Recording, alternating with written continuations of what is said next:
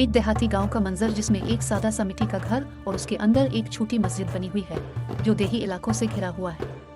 बाप अपने बेटों के सामने फख्र से खड़ा नजर आता है, उन्हें जन्नत की मिट्टी तलाश करने की हिदायत करता है। बाप और उसके 7 बेटे नए घर के अर्द गिर्द जमा हुए, जिसके अंदर नमाज के 7 छोटे कमरे थे।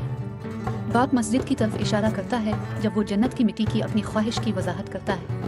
6 भाई खेतों और जंगलों के सफर पर रवाना हो रहे हैं, जन्नत की अफसानवी मिट्टी की तलाश में थके हुए और मायूस दिखाई दे रहे हैं। सबसे छोटा बेटा घर में बैठा है, बिस्तर पर बीमार है, जबकि इसकी माँ बाहर जमीन पर कदम रखते हुए घर में घूम रही है। बेटा खामोशी से मिट्टी उठाता है जहाँ से इसकी माँ के कदम उतरते हैं। सबसे छोटे बेटे का बोरी में मिट्टी भरते हुए एक पुरम मंजर, इसका चेहरा अपनी बीमारी के बावजूद अज़्म जाहिर कर रहा है, अपनी माँ के लिए मोहब्बत की परसुकून नजर के साथ। 6 बड़े भाई गुरूब आफ्ताब के वक्त थके हारे और खाली हाथ घर लूट रहे हैं, जबकि सबसे छोटा बेटा दरवाजे के पास बैठा है, मिट्टी से भरी बोरी पकड़े हुए है। बाप हैरान और हैरान नजर आता है जब इसके छोटे बेटे ने मिट्टी की बोरी जाहिर की। पस मंजर में शाम का सूरज मंजर पर एक गर्म चमक कास्ट कर रहा है। सबसे छोटे बेटे के हाथों का एक क्लोज अप जिसमें मिट्टी की एक बोरी थी, जिसमें छोटे चमकते जर्रात थे जो जन्नत की मिट्टी की नुमाइंदगी करते हैं, जो पाकीज़गी और मोहब्बत की अलामत है। माँ, जिसे पस मंजर में दिखाया गया है, एक पुरम